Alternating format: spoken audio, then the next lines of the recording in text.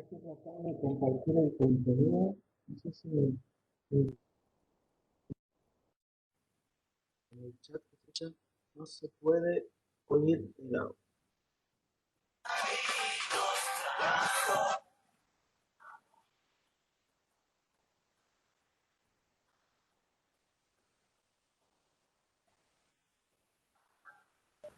Hola Javi.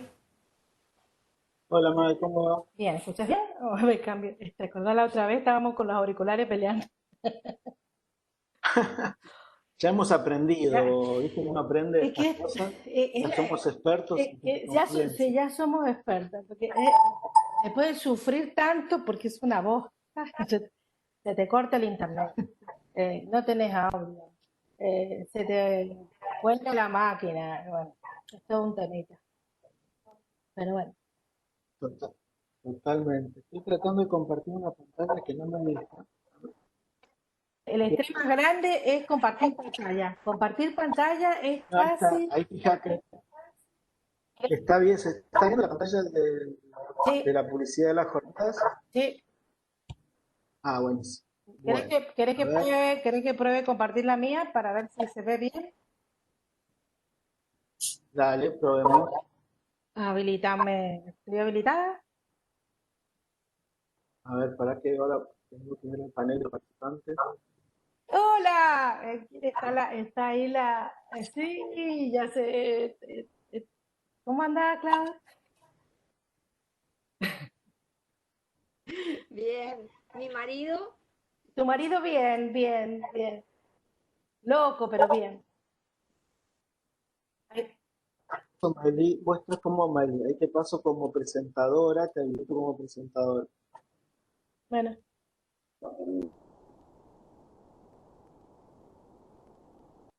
comparto ahí. Para, ahí está. Ahí te pongo como cambiar función a A compartir ahora. presentador. Listo, ahora sí puedes compartir. Compartir archivos sin visualizar ese contenido. Ahora sí, fíjate. Ahí voy a compartir. me voy a la fiesta del curso. Hola Silvina, llegaste. Quiero ver si se puede. Ya estamos, ya. ¿Está compartiendo? Buenísimo. A ver. Bueno, mirá Silvina, ustedes tienen dos micrófonos abiertos porque les hace eco. Hay algo que está en la... Para cuando transmitas vos, tiene que quedar un solo micrófono abierto, no los dos. Perfecto. Dale. Ahí. Ahí no se escucha eco, ahí está muy bien. Excelente. Ahí te veo, Miley. Fantástico. Vuelvo a la pantalla que estaba compartiendo antes para comentarle a la gente y largamos, ¿sí? Bueno,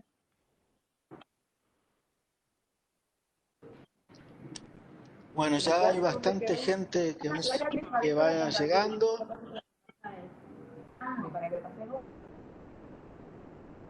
Ahí va llegando bastante gente. Ya tenemos 70 personas en el foro. Muy bien. Esto lo vamos a pasar. Ahí. Y vamos a poner. Muy bien, gente. Eh, en 3 minutos ¿Tenés la charla ya, Javi? largamos. Sí, ya la tengo por las dudas, la tengo, sí. Perfecto. Si no, no, acá tenemos iniciada la sesión, podemos compartir desde acá también. Después los paso a ustedes como presentadores entonces. Ahí el celular. En 3 minutitos largamos. ¿Acá el celular? Sí, como si fuera una celular.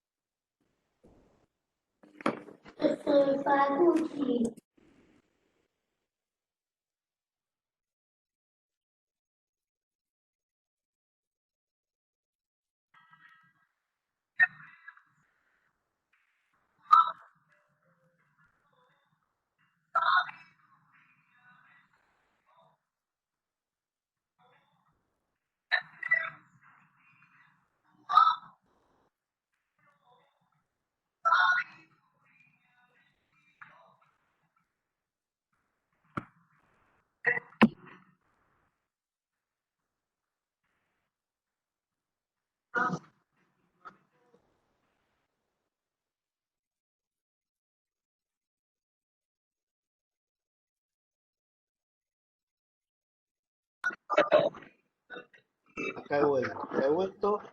Voy a cerrar los micrófonos que se escuchan por ahí. Ahí está. Pónganme por favor en el chat si se escucha bien mi voz ahí, como estamos con el audio.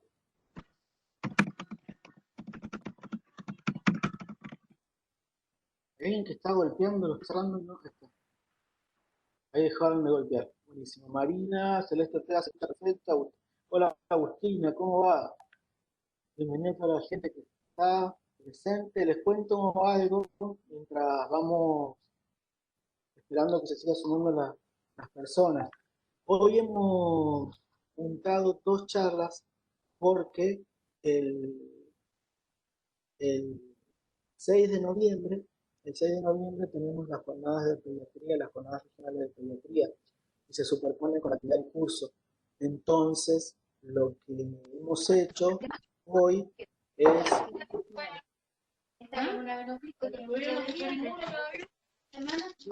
Están todos hablando, ya les cierro el micrófono. A ver. Traten de ir ingresando con los micrófonos cerrados. Alejandra está hablando por ahí. Ahí estoy tratando de cerrar los micrófonos. Hoy tenemos el curso, Vivi. Vivi. Ahí está. Vivi. Vivi. Ok, gracias. Estoy tratando de cerrar los micrófonos, pero no me está dando mucha bolilla. Ahí está, ahí están cerrados. Buenísimo. No se cerraron ni bien. Bueno, lo que les decía es que hemos juntado dos módulos porque la fecha que teníamos originalmente, que era la del 6 de noviembre, la vamos a suspender. O sea que hoy tenemos las dos charlas de hematología y emergencias oncológicas, que tenemos a dos invitados de recontralujo, dos chicas fantásticas, que van a desburrar en el tema. Así que vamos a juntar las dos, vamos a hacer una evaluación un poco más larga de este módulo y vamos a encontrarnos de vuelta para mediados de noviembre, para el 20, con falla renal aguda, con falla renal aguda. Si está comiendo, hoy he dejado 30 por 4, 35 por 4 y la venopsis a 2. Ahí nos estamos enterando de cómo dejó la venoclipsis. Esperemos un ratito. A ver quién es la que está hablando. Paola Fernández. Ah, sí, Paola Fernández se le cierra el micrófono. Sí, Pao, eso es lo que estamos tratando. Vamos a quién está hablando. Hola, Pao. ¿Quién habla? ¿Quién habla? A ver si lo podemos localizar. Ya tenemos 100 personas en el foro. Buenísimo, lo que les decía, los micrófonos, gente, por favor. Lo que les decía entonces, nos encontramos de vuelta el 20 de noviembre con falla renal aguda y después los primeros días de diciembre con aspectos médicos legales de la urgencia pediátrica. Ya cerramos este primer año, este fantástico curso que está fantástico para mí, porque a mí me encanta porque aprendo un montón en estos días. Así que, sin más que decirles, ¿alguna pregunta que haya ahí por el chat? A ver, estamos viendo el chat, ahí estoy por abrir el chat. Los micrófonos, Paola, la gente, si tienen alguna pregunta antes de que la haremos por la charla, por el chat, o si no la van mandando por el chat y yo se las voy respondiendo. Entonces, como les decía, nos encontramos ahora, metimos las dos charlas juntitas para hoy y nos encontramos de vuelta el 20 de noviembre. El material va a estar subido a YouTube, va a haber más tiempo de laburo sobre este material, no van a ser tan cortos los tiempos, no tan tiempo los cortos, y el 20 de noviembre nos encontramos de vuelta con insuficiencia renal aguda.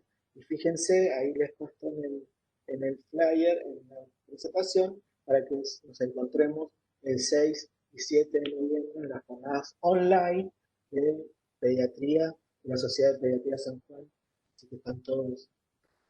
Sin más que decir, voy a dejar de compartir mi pantalla.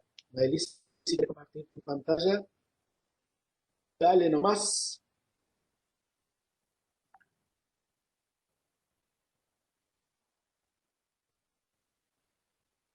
Muy bien.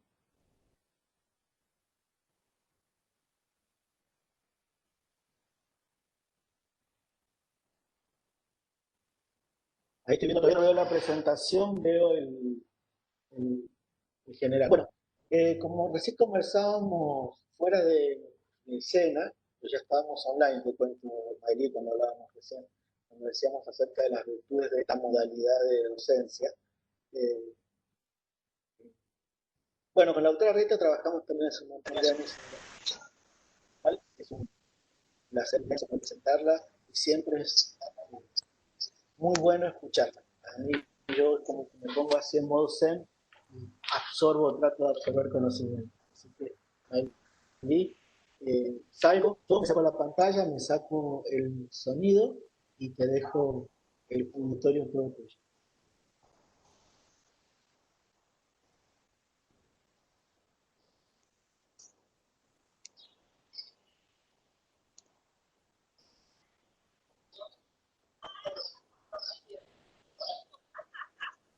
No te estamos escuchando, Maylí, no se te escucha.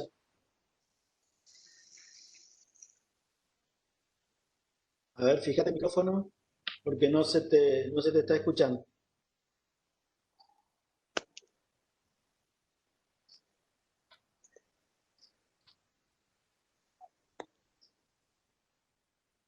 A ver, pará, está silenciada. Fíjate ahora, a ver. Ahí está. ¿Vos me podés silenciar o no? ¿O me tengo que sacar yo? A ver yo, bueno, me saco yo, a ver. No se te escucha, Maylí. A ver. Supuestamente no está silenciada. Fíjate con el, ¿qué problema tenés allí con el Vamos, con el enchufe o algo del micrófono? Sí, sí. dame un segundo. Porque recién te escuchaba fantástico cuando hablábamos antes.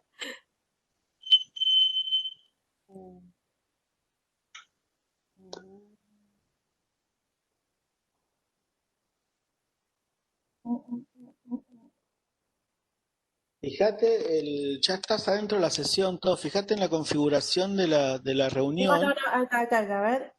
Sigo sin escucharte. Y yo no te tengo silenciada No, acá. y yo tampoco estoy. Así que ¿Me no escuchás? es. A ver. ¿Ahora me escuchás? ¿Me escuchás ahora? Por ahí algo de ruido hizo. A ver, voy a cambiar ¿Me escuchás ahora?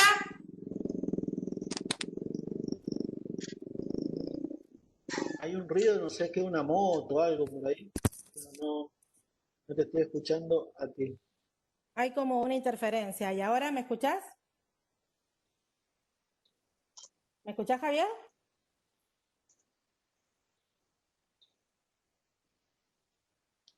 Hola, ¿me A ver, escuchás? ¿están escuchando ustedes a Maelí? Perdón, a la otra Arrieta, ¿la escuchan? ¿Sí la escuchan, Silvina? Ah, sí. Entonces soy yo el que está sordo. ¿Algún problema tengo yo con el audio? Ah, entonces sos vos. ¿Los otros me escuchan? ¿Sí?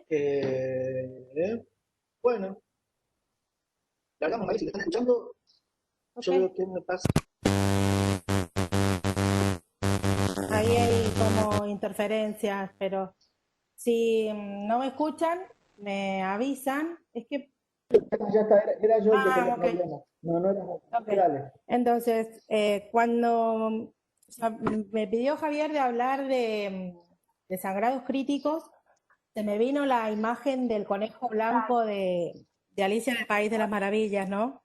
que en un momento este personaje, que es tan particular, que siempre el tiempo lo apremia y que es, digamos, como muy ordenado, se me vino esta parte de Alicia en el País de las Maravillas cuando le pregunta al rey que por dónde empieza y el rey le dice que empiece por el principio, que siga hasta que llegue al final y ahí se detiene. Y esto es lo que uno hace cuando se para ante un paciente con un sangrado crítico. O sea, lo primero que se tiene que preguntar es por dónde empezar, cómo seguir ese tratamiento y en qué momento parar. Esta es nuestra hoja de ruta, sin prisa, pero con algunas pausas. Vamos a hacer 3 bloques, más o menos de 10 minutos cada uno, y vamos a repasar los conceptos de sangrado crítico. Vamos a ver un caso clínico y en función de él analizar la fisiopatogenia, la coagulopatía asociada al trauma, el tratamiento y vamos a repasar algunas conclusiones. Es un poco largo el tema, entonces no se van a poder tocar todos los puntos ni todos los sangrados y en general vamos a tocar los sangrados relacionados al trauma. El sangrado crítico es todo aquel sangrado donde la pérdida de sangre es tan rápida que excede todos los mecanismos de compensación. Entre un 3 a un 10% de los pacientes con trauma sufren un sangrado masivo y de estos pacientes el sangrado es el culpable de la muerte en el 40%. Este resultado se aplica tanto para pacientes pediátricos como adultos, en donde el traumatismo es la causa de muerte en los niños mayores de 1 año. Hasta los 16 años es la primera causa de muerte el trauma. Según la Organización Mundial de la Salud, hay 4, o sea, lo divide en 4 grados, donde 0 no hay sangrados, y 4 es aquel sangrado donde hay amenaza de la vida. Y esto es una hemorragia masiva, donde hay un compromiso hemodinámico y un compromiso que puede ser de órgano vital, y ese sangrado puede ser traumático, ya sea accidental o postquirúrgico, por ejemplo, o el uso de ECMO. En cuanto a los requerimientos transfusionales, la Sociedad de Anestesia ha dividido en 3 tipos, o sea, según la cantidad de transfusiones que recibe el paciente en el tipo de sangre. Transfusión masiva es aquella donde uno reemplaza una volemia en 24 horas. El sangrado masivo es aquel donde se pierde mucha sangre en poco tiempo. Entonces está relacionada con 4 unidades de glóbulos rojos que se reemplazan en 4 horas o 10 unidades o más que se reemplazan en 6 horas. Y el sangrado exsanguinante es perder el 40% de la volemia en muy poquito tiempo, en minutos. Generalmente los mecanismos compensatorios no alcanzan, en general no hay respuesta a la resucitación, y hay alteraciones clínicas como alteraciones del sensorio y características de shock que hacen que este paciente sea un paciente mucho más crítico. Estos son los escenarios más frecuentes.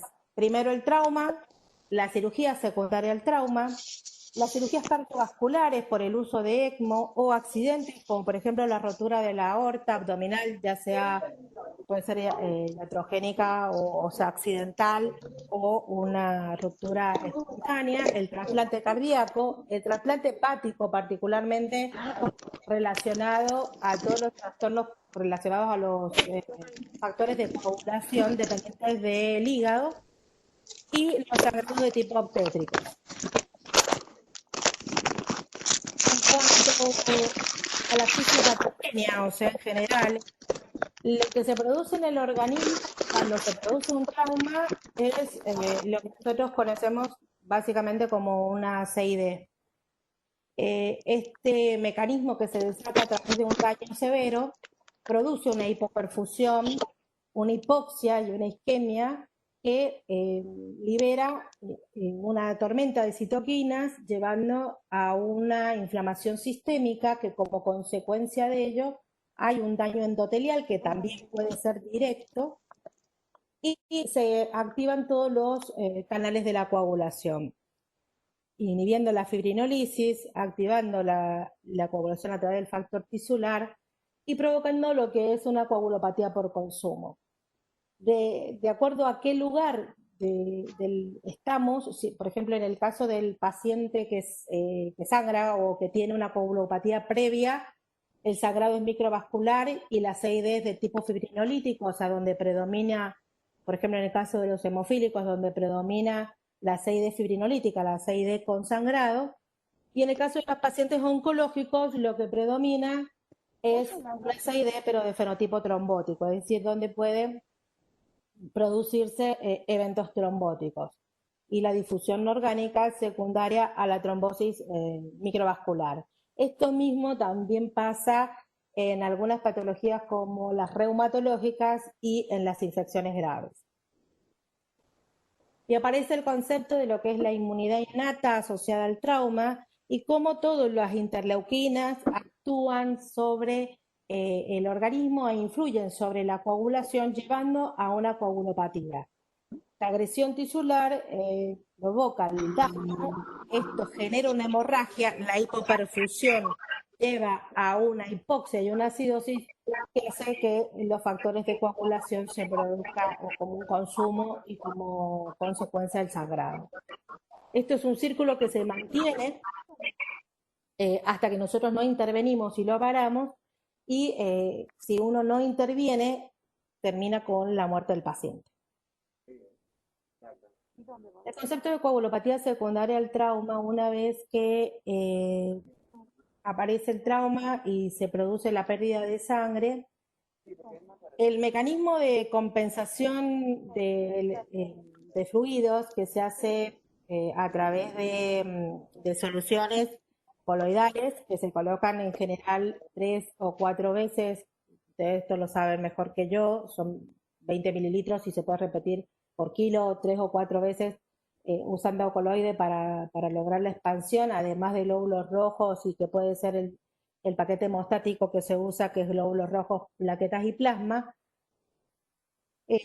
Toda esta combinación, digamos, entre la pérdida de sangre, la hemodilución que se produce en el afán de mantener la volemia, el consumo de factores de la coagulación, potenciado por la acidosis, las alteraciones electrolíticas, y lleva a una coagulopatía secundaria que en muchas ocasiones es mucho más grave que la coagulopatía primaria del trauma.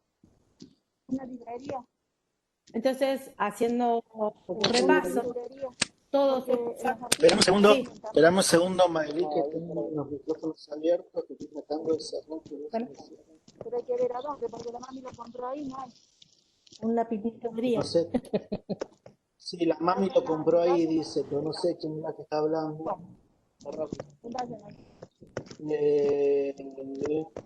Gabriela, pues ya se le ha cerrado el micrófono a Gabriela. Entonces.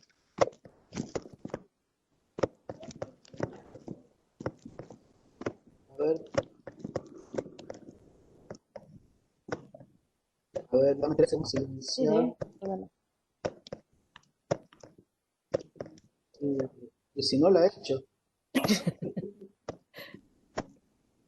A ver, bueno, sigamos. Bueno, está en la calle encima del bocinazo y todo. Con bocina, de todo hay. Bueno, vamos a tratar de que se escuche.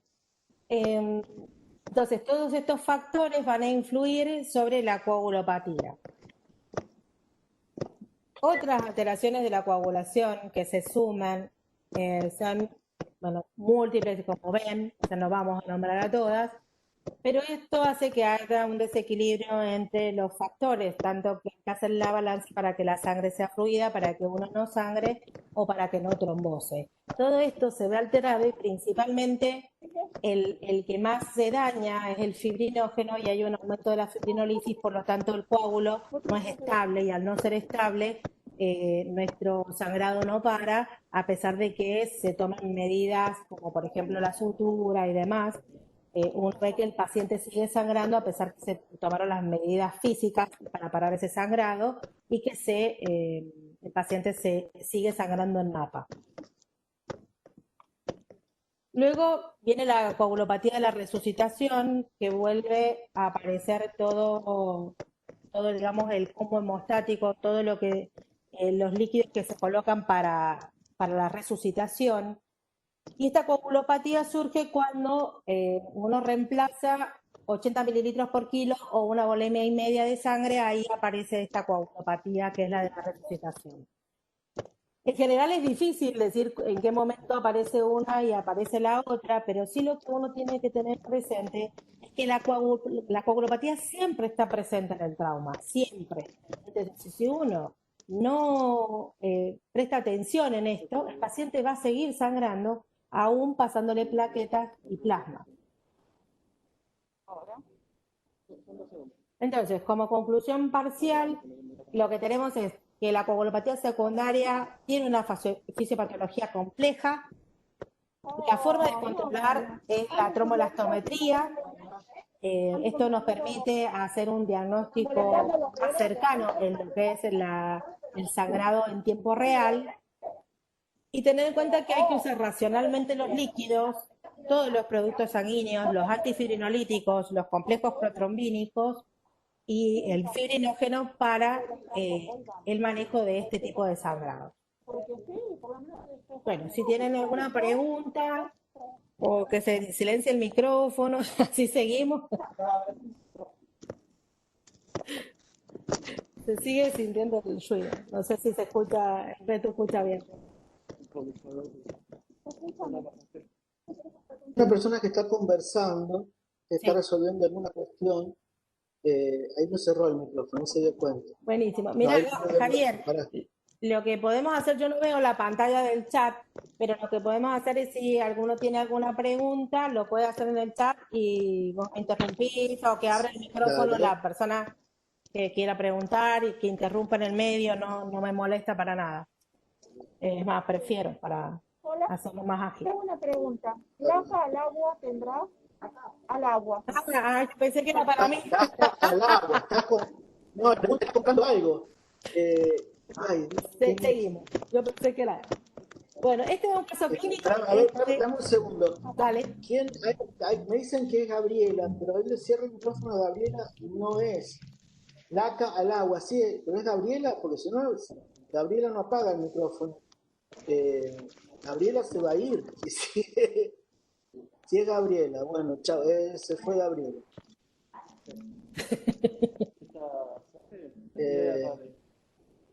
Gabriela está nominada. Bueno. ¿Listo? Listo. Bueno. Dale. Este caso clínico me pareció que era un caso interesante para plantear dentro de los sangrados. Es un paciente que hemos compartido con Javier y con muchos de ustedes, porque tiene varias cosas que sirven, digamos, para unir distintos tipos de tratamiento. Este es un paciente de 4 años con diagnóstico de hemofilia severa, con inhibidor de alto título y alta respuesta. Es decir, un inhibidor es aquel que aparece en un paciente que tiene un déficit de factor 8 o factor 9 y que hace anticuerpos contra el factor exógeno. Entonces, el tratamiento que habitualmente es reemplazar ese factor con el deficitario, no le funciona. Y tiene que activar su coagulación y lograr un coágulo estable a través de agentes de bypass, que puede ser el factor 7 recombinante o el complejo protrombínico activado. Entonces, estos pacientes, cuando tienen un sangrado, y mucho más un sangrado masivo, el manejo de la coagulación y el manejo para la detención del sangrado es muy complejo. Este paciente consulta por dolor de garganta, tiene fiebre, la mamá niega tener antecedentes traumáticos y refiere que tenía epidemiología positiva para una enfermedad viral. Al examen físico se notaba un aumento del lado del cuello, con un abombamiento de una amígdala y petequias en la amígdala derecha. Se le hace tratamiento oral y se lo envía a la casa. Este paciente estaba con tratamiento a demanda. ¿Qué quiere decir? Que cuando tiene un sangrado se coloca. Entonces, habitualmente este paciente no está protegido. Por lo tanto, es importante saber Si un paciente con una patología, con un déficit de coagulación o de algún factor de la coagulación, sea cual sea, tiene un tratamiento sostenido, que es el de la profilaxis, o un tratamiento a demanda, porque eso nos va a ayudar para hacer el tratamiento adecuado. Este paciente a las 3 horas vuelve a consultar porque la madre nota el aumento del cuello cada vez mayor. Si bien no presentaba odinofagia y estaba febril, el aumento ya era bilateral, entonces decide el pediatra internarlo. En la internación el paciente comienza con dificultad respiratoria, cianosis, cada vez aumenta más el tamaño del cuello, estaba taquicárdico, estaba con una respiración superficial e hipóxico y una palidez generalizada. El paciente ingresa a la terapia en estas condiciones, en ese momento estaba lúcido, lo que pueden notar es la simetría del cuello, el abombamiento y petequias en el hematoma en la región del tórax. En ese momento la madre ahí confiesa de que lo había agarrado del cuello porque si bien sí estaba cursando un cuadro viral, pero lo había agarrado del cuello y lo había apretado. Entonces tenía un traumatismo además de su angina. Se le hace una radiografía de tórax en forma inmediata, se le hace una ecografía, lo que ustedes ven es el gel que le hacen los terapistas, le hacen la ecografía en forma inmediata y se decide realizar el paso de factor 7 recombinante en dosis alta porque el paciente no había recibido terapia de reemplazo. Este paciente cuando ingresa a la terapia se lo trata de intubar y no se logra la intubación. Se llama al anestesista, tampoco se puede intubar y se decide hacer una traqueotomía de urgencia. En ese momento, bueno, se le hace una extracción de sangre para valorar toda su coagulación y se coloca el factor 7 en dosis plena. Al paciente hace un paro respiratorio, luego se hacen maniobras de resucitación, revierte el paro y se hace reposición de coloides y hemoderivados. Se hace rojos, se hace plaquetas y se hace plasma.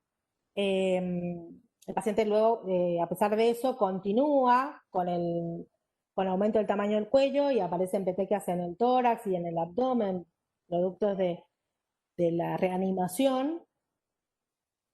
Y se decide repetir la dosis de factor 7.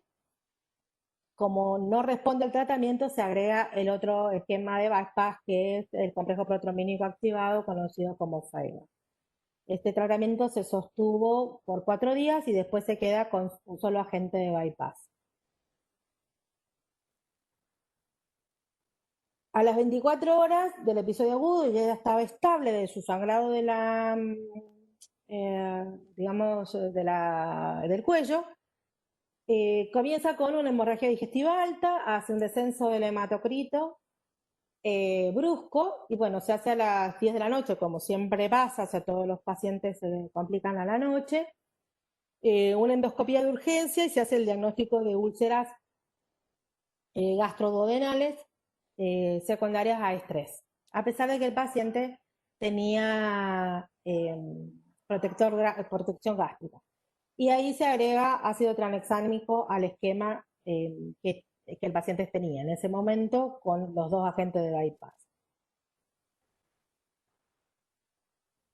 En los pacientes, principalmente con hemofilia, los sangrados que comprometen la vida son la hemorragia del sistema nervioso central, las hemorragias que comprometen la vía aérea, la gastrointestinal, la perforación de órgano abdominal, el síndrome compartimental y la hemorragia ocular.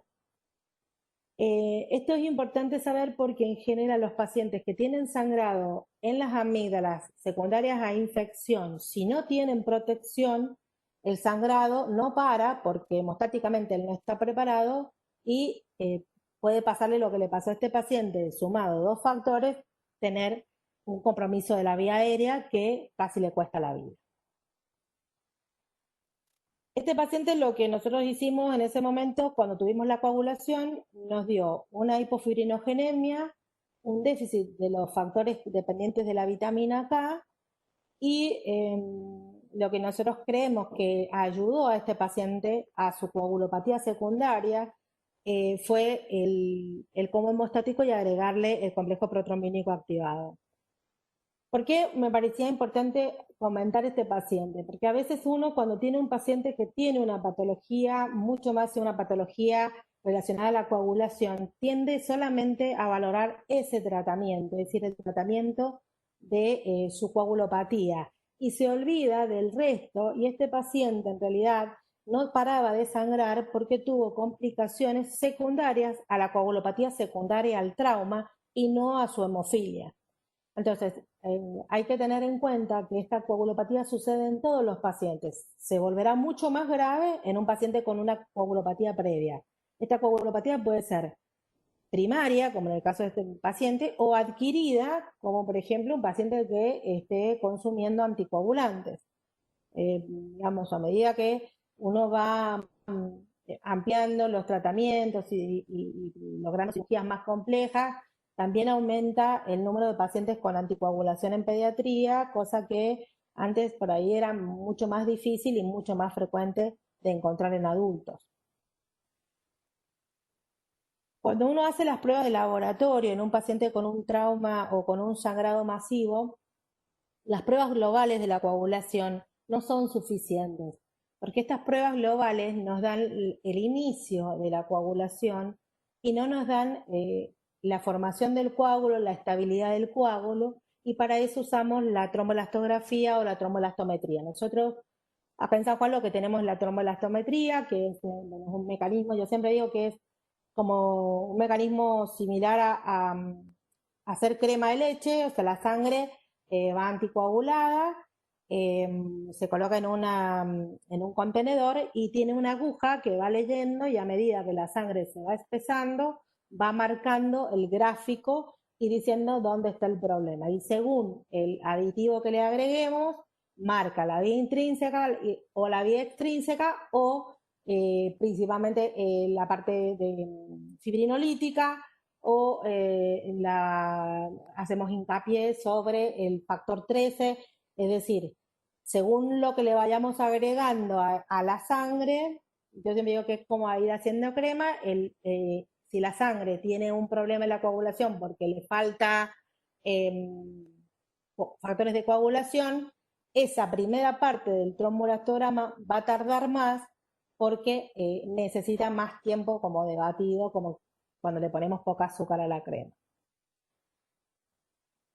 Este es un gráfico de un Rotem. La diferencia entre uno y otro es nada más que el equipo. Uno es alemán, el otro no, el otro es americano, creo que es. Y en los gráficos, uno usa también el tipo de reactivo que usa. El Rotem usa para la vía extrínseca un producto recombinante, y lo que están a favor del Rotem dicen que el uso de un recombinante lo hace como un poco más fidedigno en relación al trombolastograma, que lo hace con dos productos que son de origen humano, ¿no? Entonces este es el gráfico, y la primera parte, que es esto, que es la primera parte de la recta, no tengo para marcar, pero son 2 milímetros, que es donde dice CT, que es el tiempo de coagulación. Esa es la única parte que marca el TP y el KPTT y el tipo de trombina que nosotros marcamos en el laboratorio común. O sea, esa es la única parte. Todo lo otro, toda la otra información no la tenemos. Entonces, para el manejo de un sangrado, nos privamos de la mayor parte de la trombolastografía.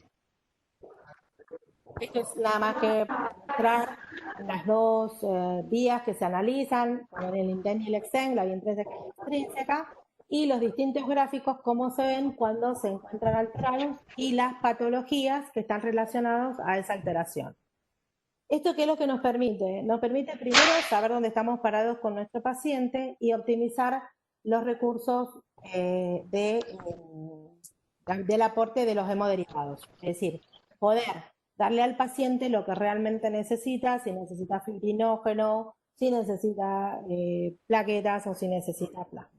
tiene un problema con los pacientes que tienen von Willebrand. Este estudio particular no existe, o sea, no sirve mucho porque el von Willebrand actúa en la primera parte, que es el tiempo de coagulación, entonces el manejo de la coagulación en un paciente con von Willebrand en particular no sirve en este caso. La prueba de generación de trombina, bueno, es una prueba que es muy importante, y esto para explicar por qué es importante el pico. Es decir, cuando uno se produce una lesión, lo que provoca es como una tormenta de trombina, es decir, se abre toda la trombina y eso levanta el pico y logra formar el coágulo y hacer un coágulo sostenido. Eso es el potencial de trombina endógeno.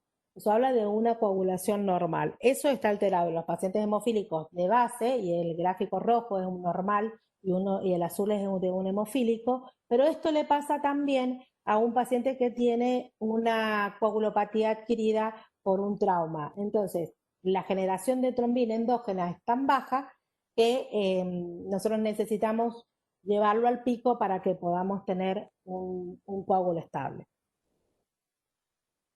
Bueno, ¿alguna pregunta? Voy a seguir porque... ¿Sigo? Siga, Sí, siga, siga. Bueno, en cuanto al tratamiento, una de las cosas es esto, que lo urgente no te impida ocuparte de lo importante. Es como para saber de que existen muchas cosas a lo largo de un paciente. A veces uno se apura a lo mejor a reponer algún tipo de con coloides o algo, y se olvida de lo que es el interrogatorio y el saber un poco la historia del paciente, y esto nos puede ayudar y orientar al tratamiento del paciente o a optimizar su tratamiento. El tratamiento de la coagulopatía, en general, en nuestro hospital no tenemos, pero el uso del fibrinógeno comercial, o el uso del Protromplex, que es el complejo protrombínico, es útil. No se usa el complejo protrombínico activado en pacientes sin hemofilia, porque el complejo protrombínico activado en un paciente que no tiene ese trastorno, lo que hace es ser trombótico. Entonces, no podemos limitar el uso. En cambio, el Protromplex no está activado y el organismo lo activa en función de lo que necesita. Esto es, digamos, como para pensar que un paciente con un trauma necesita primero un aporte de hemoderivados consciente, que tenemos que corregir la acidosis y que los factores de la coagulación también deben ser corregidos, y que si uno no tiene lo necesario para corregirlo puntualmente, lo que se debe hacer es plasma fresco congelado, o si tenemos el fibrinógeno bajo, crioprecipitados de factor 8 que tiene fibrinógeno. Estas son las medidas específicas que están relacionadas con la terapia. Ahora, el uso de factor 7 recombinante es off-label en los pacientes no hemofílicos, pero han demostrado en múltiples estudios, principalmente en niños, que detiene el sangrado cuando la coagulopatía secundaria es muy grave y es sangrado en napa. Estos estudios off-label, hay varios, y hay de varios, una casuística importante. Uno se hizo en la guerra, creo que la Irak, no soy muy mala para los nombres, pero está publicado, y se le colocaban a los niños que sufrían, porque como iban niños muy pequeños, además del trombostático, que era plaquetas, plasmas y rojo, se le colocaba factor 7 dentro de la mochila, y se le coloca al paciente, y esto lo que ellos vieron es que los pacientes morían menos por sangrado masivo. Si bien, como fue en el contexto de una guerra, era imposible documentarlo, pero sí se puede usar factor 7 recombinante en pacientes no hemofílicos que tienen sangrados que no podemos parar, y especialmente en los sangrados en napa. En cuanto, esto bueno, es el esquema de tratamiento que usó el paciente nuestro.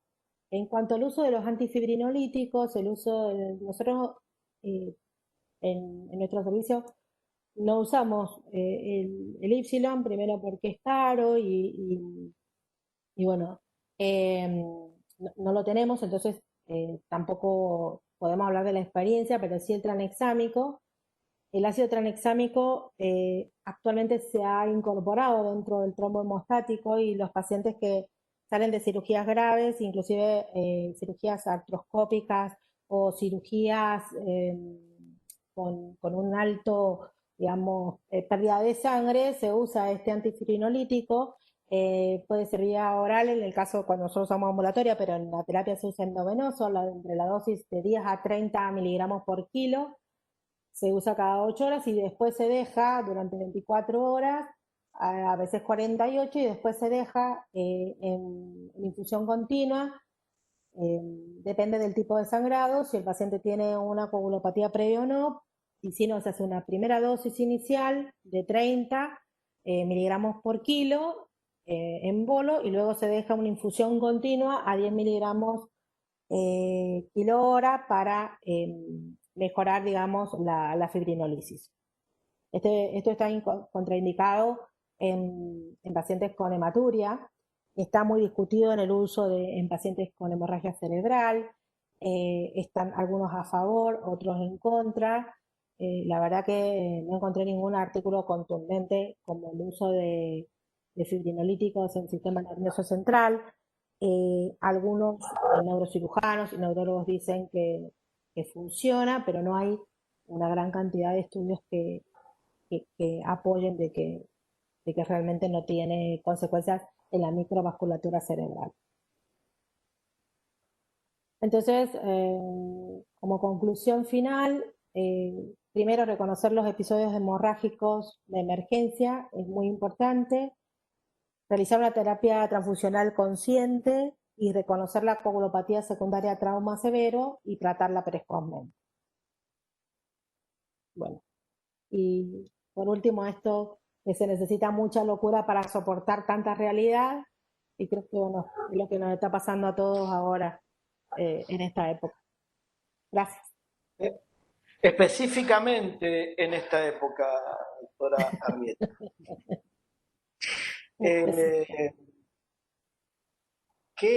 Tenemos que romper el paradigma. Creo que nosotros nos formamos con un paradigma, estaba pensando en las hemorragias y el trauma, y hasta aprendíamos que era rojo, rojo, rojo, rojo, rojo, si nos estudiamos de las plaquetas y los factores de coagulación.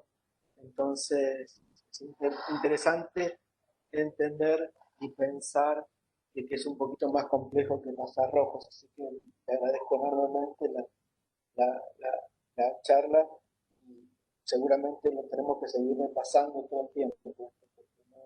No me acuerdo, creo que lo que más difícil fue para mí, hay dos cosas que me acuerdo difíciles de la carrera de medicina: el ciclo de Krebs y la cascada de coagulación. Son las dos cosas que yo veía todas las flechitas, entendía que seguía, y yo me la aprendí porque la tenías que rendir, pues nunca, o sea, recién hace pocos años empecé, mira, esto significaba todo esto, pero todavía me queda como un largo trayecto para terminarlo de aprender. Y la coagulación es difícil porque aparte nosotros como pediatras tenemos el agravante que tenemos todo lo que es la hemostasia del desarrollo. Entonces tenemos, según la edad del paciente, según en los recién nacidos, según el peso, según la edad gestacional, entonces tenemos muchas normalidades a lo largo de todo nuestro grupo de pacientes, ¿no? Entonces la coagulación se vuelve ahora con un modelo diferente al que nosotros estudiamos, de extrínseca e intrínseca. Es lo que nos quedó, pero ahora está todo mezclado. Por suerte es más fácil todavía, obvio. Muchísimas gracias. Al final de la conversación vemos si tienen algunas preguntas. Silvina, te voy a poner como estás conectada, como quien estás conectada con la de Daniela, Silvina, como Daniela, ¿cómo estás conectada? ¿Cómo lo sacas? Ahí está. Como Daniela voy a estar Ya estás conectada. compartiendo. Ya estás conectada, ya está la pantalla tuya. Perfecto. Lista. Si querés poner para que ahí está, ya empezó la presentación. Ahora les voy a dejar en conexión con Silvina. Silvina va sido residente en algunas de mis jefaturas de residencia. Es Se te brillante. escucha re mal, Javi, a vos. A mí se me escucha re mal, pero me parece que es tu audio, quizás. ¿Puedo decir que se me escucha muy No, bajo? porque a Maylí le escuchaba muy bien. ¿Ahí me escucha mejor? Sí. Ahí tenés un poco de eco. Hay dos abiertos ahí, hay dos conexiones abiertas, sí. Bueno, voy a cerrar este, pero no se me va a ver, pero no importa. ¿No tenés cámara? Listo. A ver, Ahí. probemos ahí. Bueno, Ahí está. ¿ahí me Bueno, escuchas bien? ahí te sigo escuchando con eco. Está dos veces, Daniela. Listo, ahí está. Bueno, lo que les decía recién es que Silvina, he tenido Bueno, la suerte de conocerla de muy joven, de muy pequeña, así que es una excelente especialista. Eh, Va a ser un placer también escucharla hablar de las urgencias oncológicas. Silvi, cuando quieras, puedes empezar, yo cierro mi micrófono y bueno, bueno, muchísimas gracias por haberme invitado. La verdad que para mí es un orgullo poder participar de esto. Así que bueno, básicamente lo que me pidieron que hablara es de urgencias oncológicas. Como son varias urgencias, vamos a hacer hincapié más que nada en dos, que ahora ya van a ver. Bueno.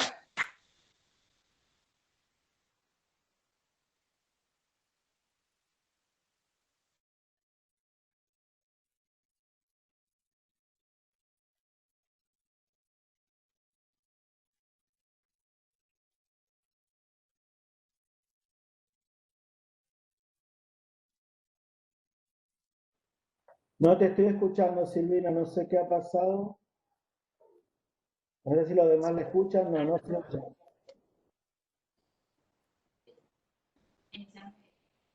¿Ahí se escucha? Ahora sí. Bien. Bueno,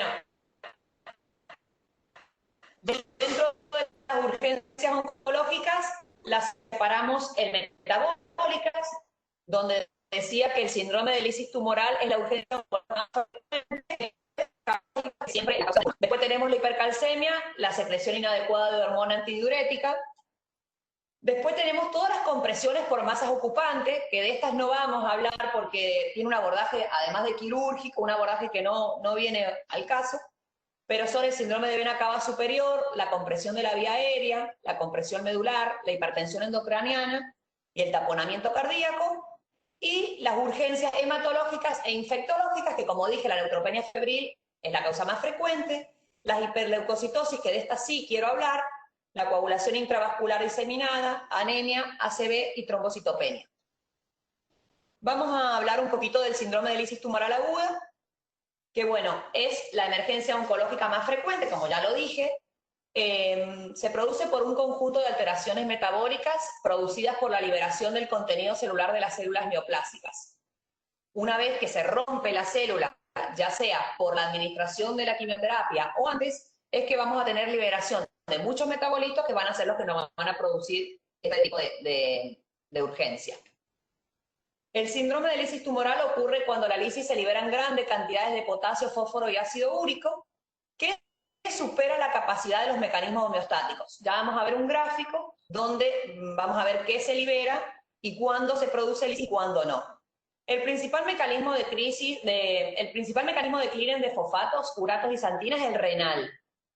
Y si no tenemos una nefropatía previa y el riñón tiene la capacidad de eliminar todos estos metabolitos tóxicos, es probable que no se desarrolle un síndrome de lisis tumoral, ¿sí?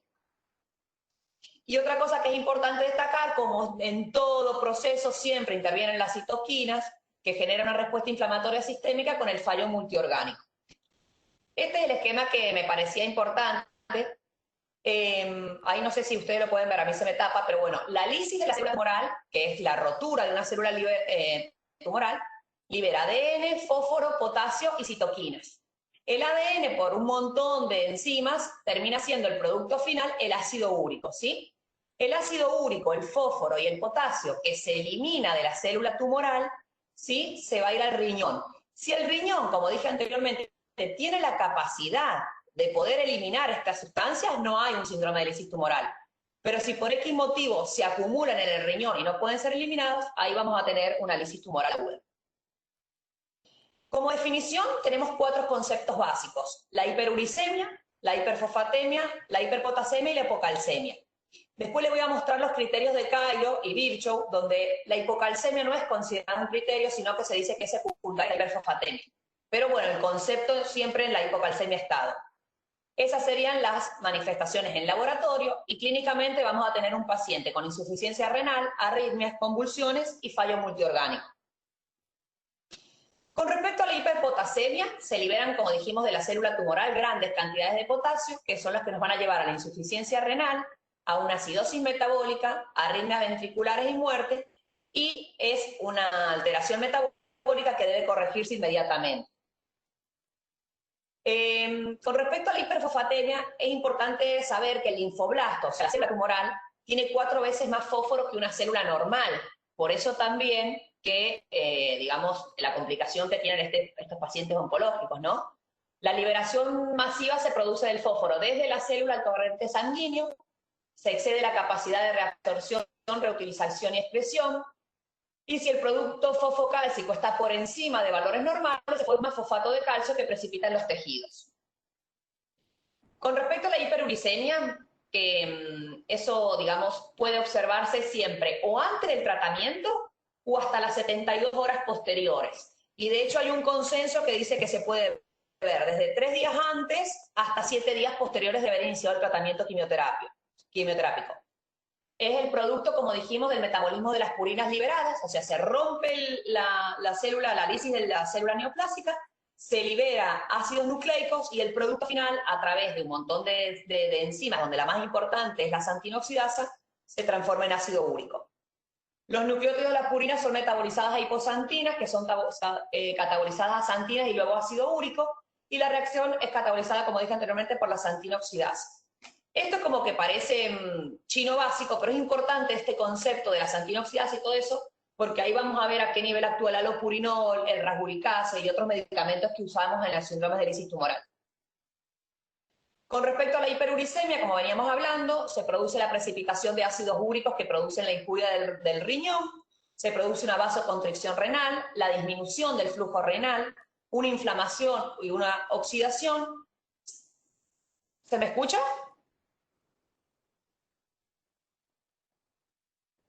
Porque se perdió acá. Estoy escuchando bien, sí, ¿Se escucha? Ah, bien. Favorece al daño tisular renal por depósitos de ácido úrico. Y todo esto, bueno, la injuria inducida por cristales, se produce precipitación de los túbulos renales de xantinas, ácido úrico y fosfato de calcio. Hay una alta concentración de solutos. O sea, con todo esto pueden ver el daño tremendo que hace el ácido úrico liberado de la célula neoplásica a nivel renal, ¿sí? Con respecto a los factores de riesgo para desarrollar un síndrome de lisis tumoral aguda, los que mayor riesgo tienen son las masa Wilky o metástasis extensas. Masa Wilky se refiere a tumores, digamos, de gran tamaño.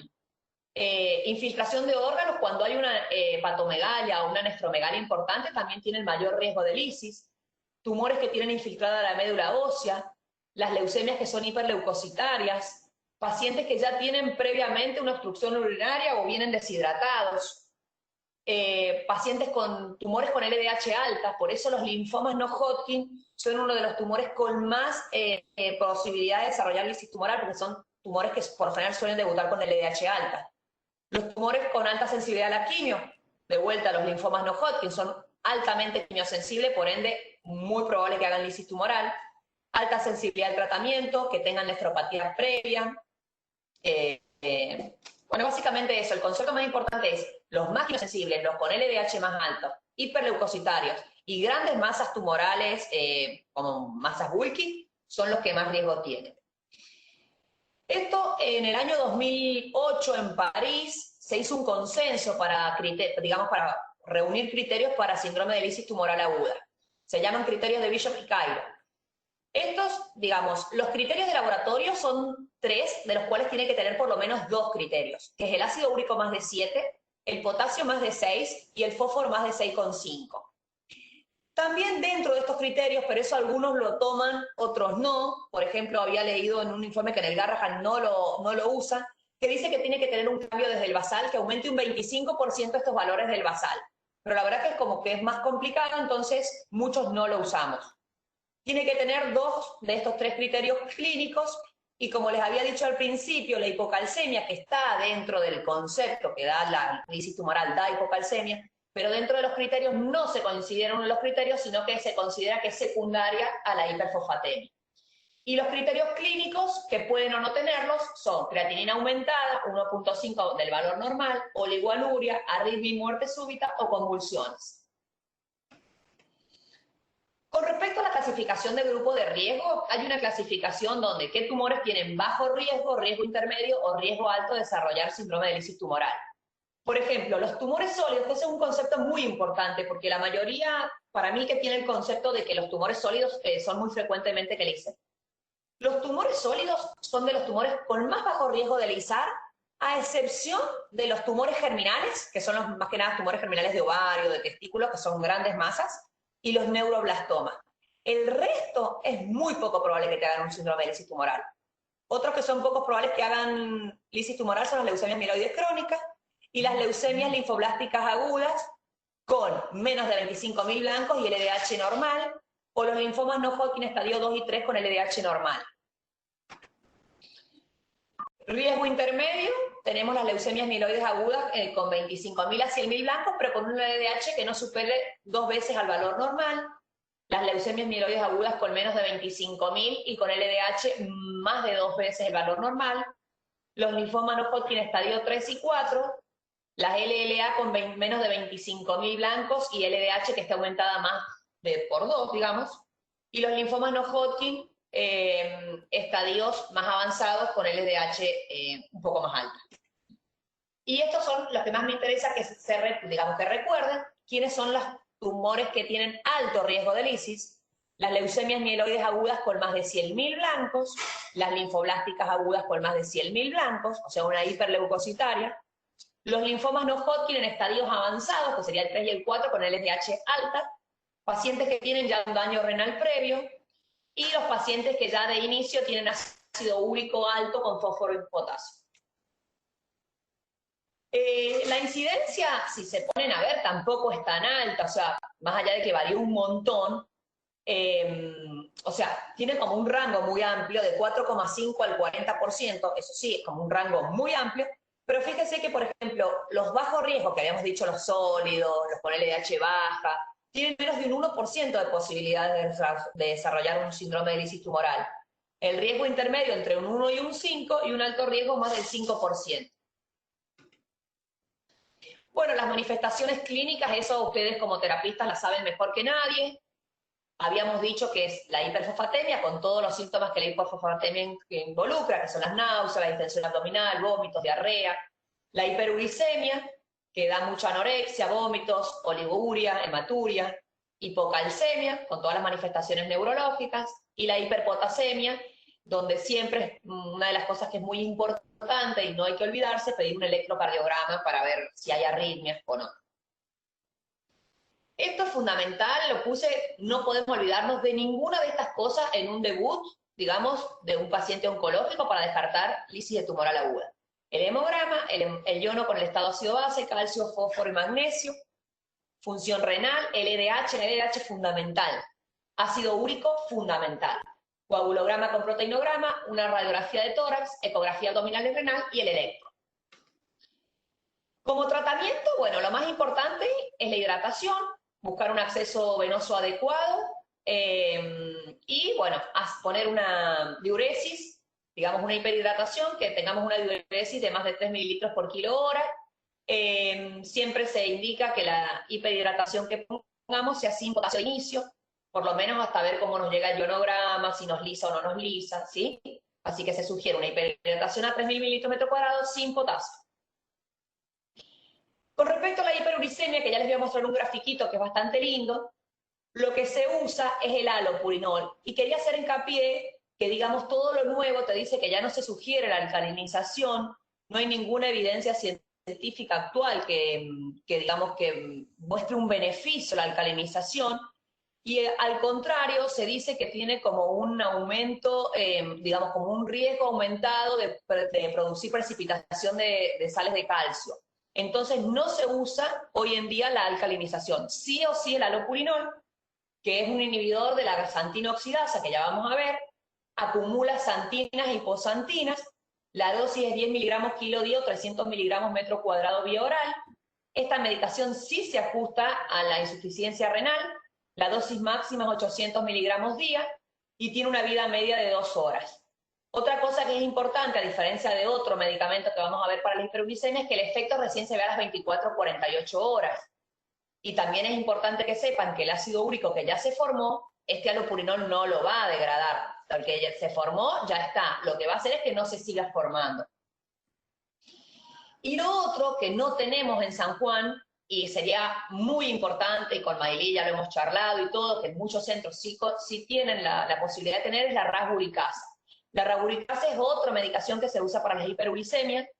Es una enzima que degrada el ácido úrico a la alantoína, ya les voy a mostrar. O sea que lo que hace el ácido y la alantoína, que es lo que transforma, digamos, la rasburicasa transforma el ácido úrico en alantoína, y la alantoína, a diferencia del úrico, es muchísimo más soluble en orina. La dosis es 0,1 a 0,2 y se usa endovenoso en 30 minutos, no se ajusta para insuficiencia renal, y lo bueno es que el efecto está a las 4 horas. Dice que la reducción de los niveles de ácido úrico es del 88%. El 99% de los pacientes disminuye el ácido úrico en un 88%. O sea, es súper efectivo y es rápido y sí actúa sobre el úrico que ya tenés elevado. Entonces, el rasburicase lo que hace es transformar el ácido úrico en alantoína, que la alantoína es muchísimo más soluble que el ácido úrico. Y el alopurinol actúa sobre la xantina oxidasa, o sea que acumula hipoxantina y xantina y no hace que se forme el ácido úrico. Esos serían los dos mecanismos de acción de los dos medicamentos que tenemos para la hiperuricemia. Con respecto a la hipercalemia, el paciente tiene que estar monitorizado. Como les dije anteriormente, hay que suspender todo aporte de potasio. En los pacientes asintomáticos se pueden dar resinas de intercambio catiónico. Las resinas siempre, digamos, habitualmente se utilizan por enema. En los pacientes neutropénicos hay que recordar que está contraindicada. Y en los pacientes sintomáticos que tienen cambios a nivel del electro, se usa el gluconato de calcio al 10% endovenoso, una dosis de 0,1 a 1 mililitro kilo. Con la hiperfosfatemia se hace una restricción de la dieta, hidratación adecuada, quelantes de fosfato, hidróxido de aluminio, una dosis de 50 a 150 miligramos kilo día vía oral cada 6 u 8 horas. Y el carbonato de calcio, que todos conocen, a 1 gramo cada dosis.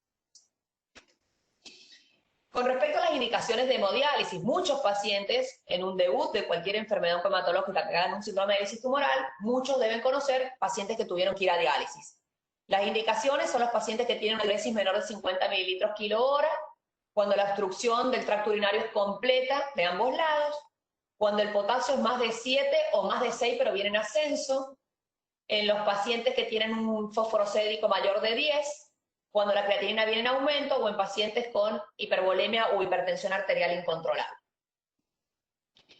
Resumiendo, sepamos que las medidas de prevención del ISIS deben mantenerse más o menos 72 horas de iniciado el tratamiento. Se suspenden primero el alopurinol y después la hiperhidratación.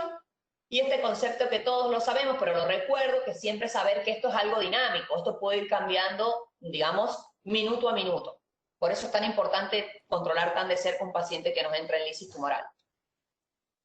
Y con respecto brevemente a la hiperleucocitosis, la definición de hiperleucocitosis es cuando el recuento leucocitario es mayor a 100.000, ¿sí? Y las hiperleucocitosis extremas es cuando es más de 200.000.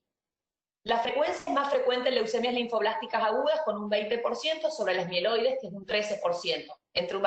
Entre un 5 y un 13 y un 9 y un 20. O sea, conclusiones más, digamos, común las hiperleucocitosis en las linfoblásticas agudas. Con respecto a la fisiopatología, digamos, como cualquier, digamos, cuando hay una hiperleucocitosis, lo que te hace es aumentar la viscosidad en la sangre. Los blastos son mucho menos deformables que la sangre, digamos, que los no blastos, por ende, mayor obstrucción pueden producir, y esto repercute en la microcirculación. Las manifestaciones clínicas a nivel del sistema nervioso central, lo que es cefaleas, confusión, somnolencia, convulsiones, coma, podemos tener una hemorragia retinal en un fondo de ojo y todas las evidencias de leucostasis que podemos ver en imágenes. Y sangrados. Con respecto al compromiso pulmonar, tenemos disnea, taquipnea, hipoxemia, rales bilaterales y siempre pedir una teleradiografía de tórax donde podemos encontrar un infiltrado pulmonar. El riesgo de sangrado en toda patología, o sea, en las leucemias hiperleucocitarias, el riesgo de sangrado es mayor cuando el recuento de leucocitos es más de 300.000. O sea, hay que tener mucho cuidado con el tema sangrado. En las manifestaciones clínicas podemos tener oliguria o insuficiencia renal aguda, podemos tener todas las manifestaciones por isquemia, el priapismo, un infarto, tanto de miocardio como un infarto a nivel del sistema nervioso central. Y el tratamiento de este tipo de hiperleucocitosis puede ser de dos tipos, o rápida o lenta. Rápida tenemos la leucoaféresis o la exsanguinotransfusión, que ya voy a decir cuáles son las indicaciones, y una citorreducción más lenta es con medicamentos, como puede ser la hidroxiurea, la citarabina o el corticoides.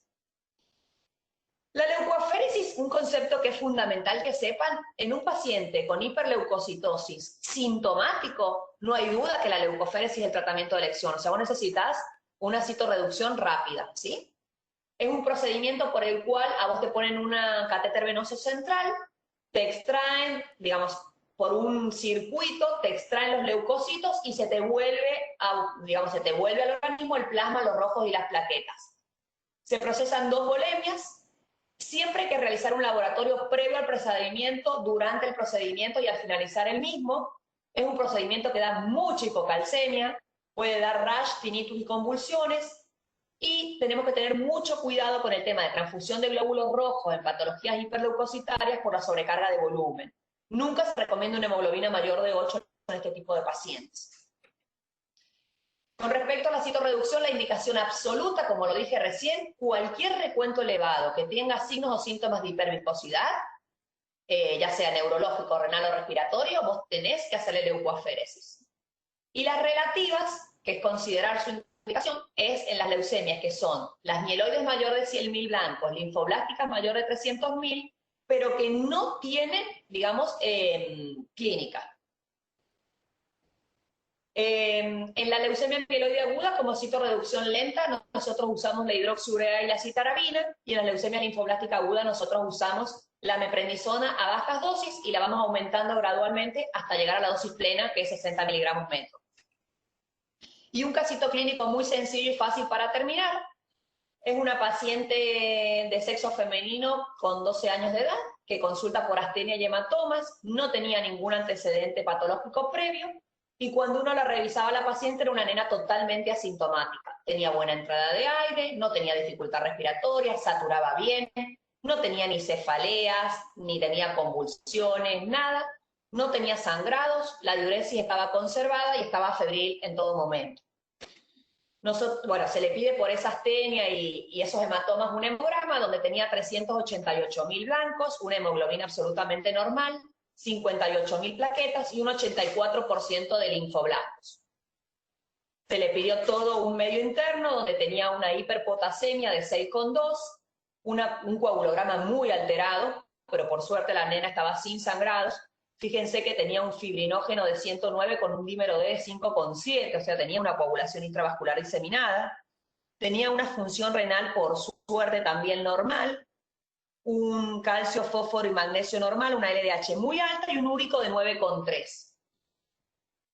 Bueno, esta era la placa de tórax, tenía un ensanchamiento mediastínico, ¿sí? Ahí se ve claramente el ensanchamiento del mediastino. La radiografía no es de la nena, la saqué de internet porque no la pude encontrar por ningún lado la placa. Bueno, el diagnóstico, básicamente algo les ha ayudado, pero quiero que razonen esto. Una paciente, una nena de 12 años, o sea que es más o menos adolescente, con una masa mediastinal, hiperleucocitaria, siempre lo que primero hay que pensar es en las LLAT, ¿sí? Esta nena tenía una citometría de fluja, el diagnóstico se lo hicimos por sangre periférica, porque las pacientes que tienen una hiperleucocitosis se pueden diagnosticar por sangre periférica, no hace falta hacer punción de médula. Esta nena tenía citometría de flujo compatible con el LAT, una biología molecular normal, Filadelfia negativa, y un citogenético normal. La conducta que se tomó, bueno, primero fue poner un acceso venoso adecuado. A esta nena no se le pudo poner de inicio un catéter implantable porque estaba con una coagulación intravascular diseminada, una hiperleucocitosis, o sea, no estaba en condiciones. Se le empezó con una hiperhidratación a 3.000 mililitros metro cuadrado, se le colocó el alopurinol, se le puso vitamina K, y acá puse la rabulcase lo puse con negrita porque en realidad es algo que, como les digo, costó un montón conseguirlo. Por suerte en un avión llegó el mismo día, pero no es algo que nosotros, por lo menos acá en San Juan, tenemos acceso fácil. Esta nena tenía indicación absoluta con ese úrico de que le pasáramos rabulcase, se le pasó a 0,2 mililitros kilo día en kilodosis endovenosa. Se le hizo una corrección de la hiperpotasemia y comenzó con los corticoides. Como dijimos, una de las citorreducción lenta en pacientes con LLA es el corticoide a menos dosis. Nosotros lo empezamos escalonado a 10 miligramos metro cuadrado hasta llegar a los 60 miligramos, que recién llegamos a los 60 miligramos al cuarto día, si no me equivoco. La pregunta es si esta paciente tenía indicación de leucoaféresis o de transfusiones. No tenía una indicación absoluta de leucoféresis porque si bien tenía 388.000 blancos, la paciente estaba asintomática, en ningún momento manifestó ningún tipo de síntoma ni neurológico ni renal. No se indicó transfusión de plasma, no se le sobrecargó ningún tipo de volumen porque la nena no sangraba. Lógicamente, si hubiese sangrado, digamos, la idea iba a ser otra, o sea, plasma se le iba a tener que pasar con esa coagulograma. Pero como no sangró, no se le pasó plasma, sí se le pasó plaquetas previo al procedimiento, que es una punción lumbar. Con la rabulcase, con una sola dosis, gracias a Dios normalizamos el ácido úrico, no hizo falta ninguna otra dosis, y al cuarto día ya alcanzó la dosis plena de prednisona esta nena. Bueno, para terminar, había visto justo como había sido hace poco el Día de la Madre, había visto esto en alguna red social y me encantó. Viste, mamá, no había peligro, claro, solo quería acompañarte. Más que nada hago hincapié porque en todo paciente oncológico como los padres acompañan y es la verdad que es una situación bastante compleja, todo debut, más si se nos presentan este tipo de complicaciones, estas urgencias. Así que bueno, la verdad que los padres siempre acompañan y bueno, la verdad que eso me parece súper importante. Muchísimas gracias y bueno, espero que les haya servido. Gracias. Sí, si querés prender la cámara, que cerrado al final la cámara. Ya está. ¿Se ve? Ahora sí te vemos. Muy bien. Vamos a hacer una pequeña ronda de preguntas por el chat. Consultas. Hemos tenido alrededor de 150 participantes de todo el país, así que recién pensaba que este curso lo empezamos siempre a pandemia en julio y nos queda una crítica de participantes muy alta, así que estoy muy contento y lo voy a compartir con ustedes. Los encuentros solamente y que vayan acompañándonos. Muchísimas gracias. ¿Preguntas? ¿Alguna pregunta por aquí? A ver, muchas felicitaciones, no se te escucha bien. Es porque me alejo del micrófono. Ahí a ver, voy a cambiar. No, ahí me escuchan un poco mejor. A ver, por el chat si ahí se me escucha un poco mejor. No, no se me escucha. Se entrecorta. Bueno. No sé si hay personas... Ah. ¿Me escuchás?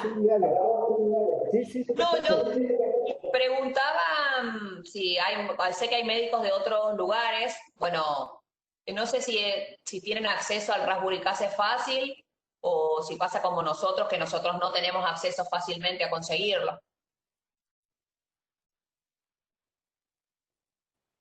Vamos a ver qué dicen en el chat.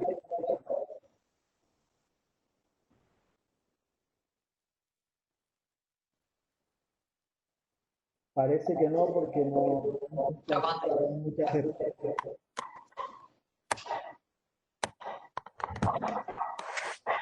Bueno, eh,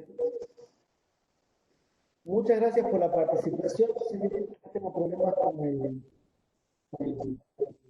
el audio mío. Hablo por señas, entonces, así que me despido hasta el 20, ¿no?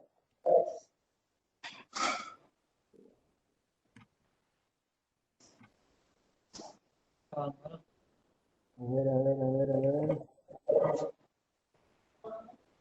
Voy a compartir Dame un segundo.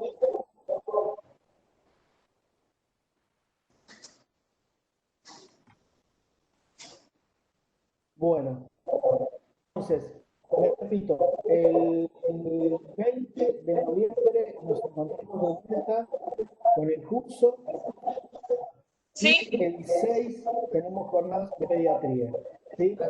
Eh, Muchísimas gracias a todos los participantes, muchas gracias por el saludo a señor Fernández y nos encontramos nuevamente con ustedes y que tengan muy buen fin de semana.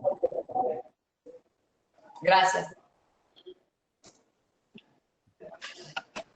Gracias. No sé si se va muy rápido.